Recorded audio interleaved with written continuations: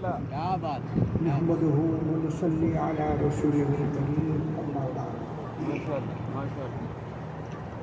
أعوذ بالله من الشيطان الرجيم بسم الله الرحمن الرحيم ألا بذكر الله تطمئن القلوب سبحان الله سبحان الله صدق الله مولانا العلي العظيم وصدق رسوله النبي الكريم ونحن على ذلك لمن الشاهدين والشاكرين والحمد لله رب العالمين.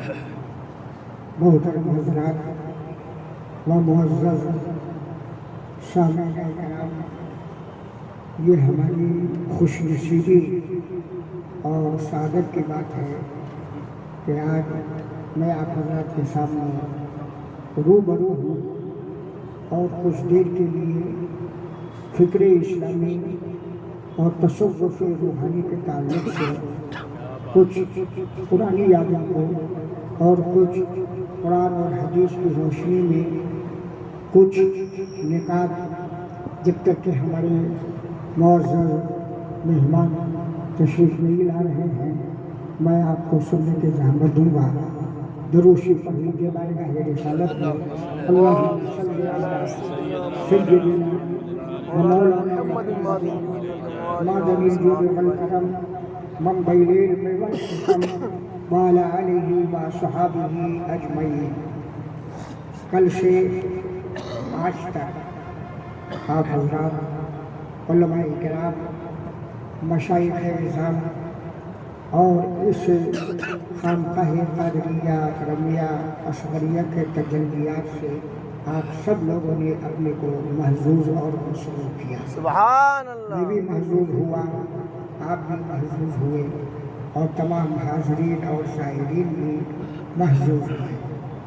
میں یہ سمجھتا ہوں کہ یہ جو خانقاہ اصغری ہے اور یہ جو تجلیات تصوف جو کل سے اور آج آپ تک دیکھ رہے ہیں، اس کی مثال یہ ہے کہ ایک روحانی درخت کو حضرت قبلہ سیاں بابا نے حضرت قبلہ بھائی جان بابا کی شکل میں روپا سبحان اللہ اور اس کی جڑ بنائی.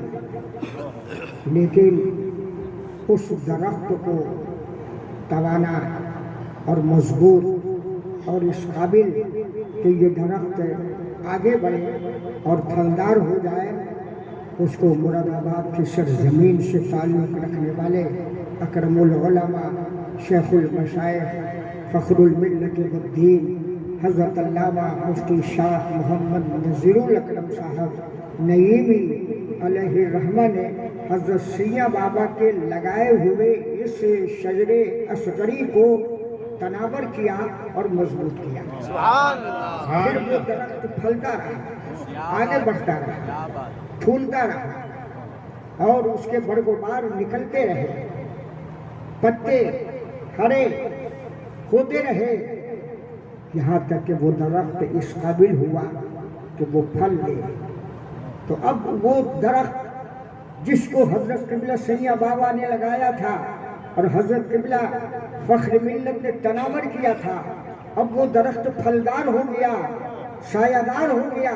اب سایہ دار اور پھلدار کی حیثیت سے آج یہ وقت آیا کہ حضرت قبلہ بھائی جان بابا کے بھتیجے، ولی عہد، جانشین، وارث، روحانی یادگار بحیثیت صاحب سجادہ عزیز محترم حضرت علامہ مولانا پیر سید محمد علی قادری اصغری کو اب اس تناور روحانی درخت کے سایہ اور پھل کی حیثیت میں ہم دیکھ رہے ہیں. سبحان اللہ.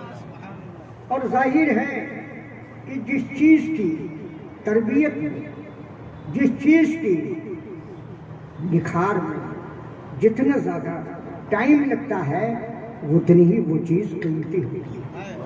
آپ نے دیکھا کہ ایک دور ایسا تھا کہ آپ کے سامنے یہ کھیلتے تھے، دوڑتے تھے، راستوں پہ چلتے تھے، آپ کے بچے تھے، لیکن روحانیت اور نسبت اور تصوف اور روحانی کمال اور روحانی جلال اس نوعیت کا ہوتا ہے کہ آج بھی ان کو گلیوں میں چلتے ہوئے پھرتے ہوئے دوڑتے ہوئے ان بزرگوں نے دیکھا، اب اللہ تعالیٰ نے اس فکر اسلامی اور تصوف روحانی کی شکل میں ایسا اعزاز اور مقام عطا فرمایا کہ جن کے سامنے وہ بچے تھے اب ان کو اپنا مقتدی مان رہے ہیں، پیشوا مان رہے ہیں، ان کی دستبوسی کر رہے ہیں، ان کی خدمت میں نظر و نیاز پیش کر رہے ہیں۔ تو یہ فکر اسلامی اور تصوف روحانی اور جو خانقاہ اسلامی کا معاملہ ہی کچھ اور ہے۔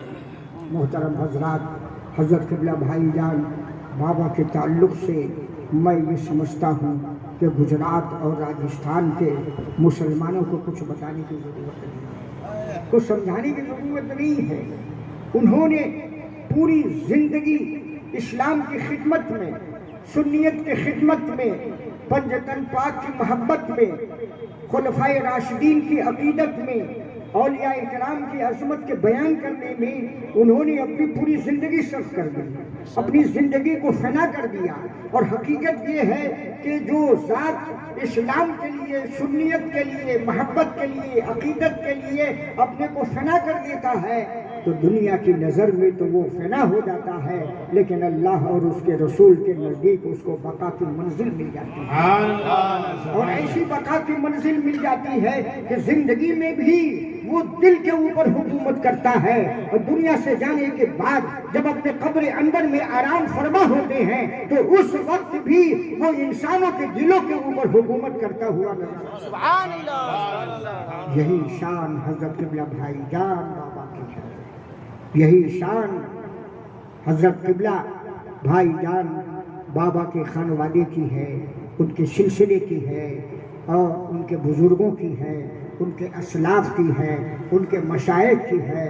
اور جس ذات بابرکات کا مبارک اور مسعود خون ان کے رگوں میں دوڑ رہا تھا، آج اسی خون کے جلوے آج ہماری اور آپ کی نگاہوں کے سامنے ہے۔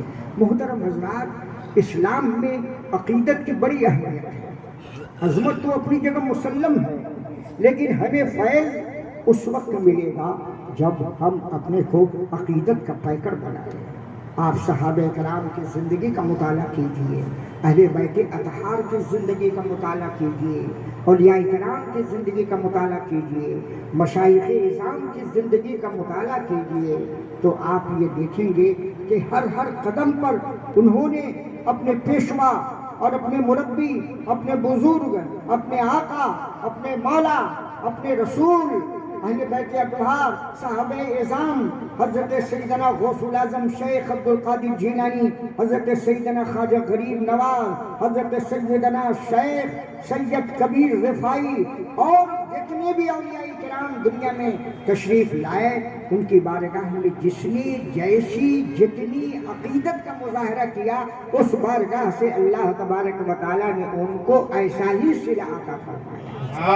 ہم کل سے دیکھ رہے ہیں اور 40 سال سے دیکھ رہے ہیں، کوئی جانے یا نہ جانے، کوئی مانے یا نہ مانے، ہمارے محترم جناب الحاج بھائی مظفر صاحب، بھائی جناب غلام دستگیر صاحب اور ان کے ہم عمر سارے لوگ جانتے ہیں کہ حضرت قبلہ بھائی جان بابا نے جو زندگی گزاری، ہم نے تصوف کی بڑی اہم کتاب ہے اور رسالۃ القشیریہ جو عربی زبان میں ہے، اب اس کا اردو ترجمہ بھی ملتا ہے، اور تصوف کو سمجھنے کے لیے الرسالۃ القشیریہ کا پڑھنا بہت ضروری ہے۔ اور رسالۃ القشیریہ میں حضرت سیدنا جنید بغدادی رضی اللہ تعالی عنہ کا ایک قول ہے صوفی کی تعریف میں، کہ حضرت سیدنا جنید بغدادی جن کو سید الطائفہ کہا جاتا تھا، وہ حضرت سیدنا غوث الاعظم شیخ عبد القادر جیلانی رضی اللہ تعالی عنہ کے مشائخ میں ہیں، ان کے ذریعے سے آپ کو سلسلہ ملا، تو وہ صوفی کی تعریف لکھتے ہیں، بیان فرماتے ہیں۔ اور رسالۃ القشیریہ میں الصوفیو هو وحدانی الذات، الصوفیو هو وحدانی الذات، صوفی وہ ہوتا ہے جو اپنی ذات میں، اپنی صفات میں، اپنے نشست و برخاست میں، اپنی گفتگو میں، اپنی مجلس میں، اپنے خطاب میں، اپنے کلام میں، کھانے میں، پینے میں، خدمت خلق میں، گفتگو میں، اور رات و دن کی پوری زندگی میں تنہا ہوتا ہے، تنہا ہوتا ہے. یعنی ان کو دیکھ کر ہر شخص یہ سمجھتا ہے کہ یہ اپنی ذات اور صفات کی خصوصیات میں تنہا ہے، بے مثل اور بے مثال ہے. الصوفی ہوا وحدانی الذات، صوفی وہ ہے جو اپنی ذات و صفات میں تنہا ہے. چنانچہ آج جنہوں نے بھائی جان بابا کو دیکھا، ان کا چلنا، ان کا علماء سے تعلق رکھنا، مشائخ کا احترام کرنا، لوگوں کی دستگیری کرنا، بیواؤں کی مدد کرنا، بچوں کے اوپر دست شفقت رکھنا، اہل محلہ کے ساتھ برتاؤ رکھنا، علماء اہل سنت کے ساتھ عقیدت کا مظاہرہ کرنا، سادات کرام اہل بیت اور مشائخ اعظام کے ساتھ عقیدت کا مظاہرہ فرمانا، یہ وہ ساری ان کی زندگی کی خوبیاں اور خصوصیات ہیں جس میں وہ وحدانی الذات اور حضرت سیدنا جنید بغدادی کی صوفی کی تعریف کے سلسلے میں وہ تنہا نظر آتے ہیں. گویا کہ سید الطائفہ نے جو صوفی کی تعریف فرمائی ہے وہ مکمل حضرت قبلہ بھائی جان بابا کے اوپر صادق آ رہی ہے. نعرہ تکبیر، نعرہ رسالت، فیضان قادری. سبحان اللہ. یہی تعریف مکمل نہیں ہوئی. حضرت سیدنا جنید بغدادی فرماتے ہیں کہ وہ تنہا تو ہوگا ہی، منفرد تو ہوگا ہی. یعنی ان کی ذات اور ان کی صفات کا جب ذکر ہوگا تو وہاں تک پہنچنے کے لیے کسی تقریر اور کسی گفتگو کی ضرورت نہیں ہوگی. وہ سمجھ لے گا ان خصوصیات کا حامل اگر کوئی شخص ہے تو یہی صوفی ہے جس کو حضرت سیدنا جنید بغدادی نے فرمایا. اور یہی شان اور یہی عظمت اس راجستھان اور گجرات کی سرزمین پر زندہ جاوید کی حیثیت سے کسی شخصیت کو عوام نے اور علماء اور مشائخ نے دیکھا ہے تو وہ کوئی اور ذات نہیں ہے، وہ قطب گجرات حضرت قبلہ بھائی جان بابا کی ذات ہے. سبحان اللہ. دیکھیے بھائی، میں تو واضح لفظوں میں کہوں گا، علماء آسانی کے ساتھ چپ ہونے والی نہیں ہے. اور بنگالی لوگوں نے تو عالم کی تعریف کر دی، مولوی آ باشد کے چپ نشد، مولوی آ باشد کہ چپ نہ شبائے. مولوی وہ ہوتا ہے جو آسانی کے ساتھ چپ نہیں ہوتا ہے، بڑے حجت والے ہوتے ہیں، دلیل چاہیے، برہان چاہیے، گفتگو چاہیے، لچھے دار ان کے ساتھ کلام چاہیے، آسانی کے ساتھ چپ نہیں ہوتے. لیکن حضرت قبلہ بھائی جان کی ذات ہے. سبحان اللہ. علماء ان سے اس قدر متاثر ہوتے تھے، امام یہاں کے اس قدر متاثر ہوتے تھے، مفتیان اعظام اس قدر ان سے متاثر ہوتے تھے کہ وہ یہ سمجھتے تھے کہ اگر ہم نے حضرت قبلہ بھائی جان بابا کو دیکھ لیا تو واقعی اپنے دور کے غوث الاعظم اور اپنے دور کے خواجہ غریب نواز کی یاد تازہ ہو گئی. سبحان اللہ. سبحان اللہ. اگر کسی کی شخصیت اور عظمت کے قائل علماء ہو جائیں تو سمجھ لیجئے کہ اب ان کے لیے کسی دلیل اور حجت کی ضرورت نہیں. یاد ہے بہت خوب. زندہ باد، زندہ ہم نے باد. اپنی نگاہوں سے دیکھا، ہم نے ان کی مجلسیں دیکھی.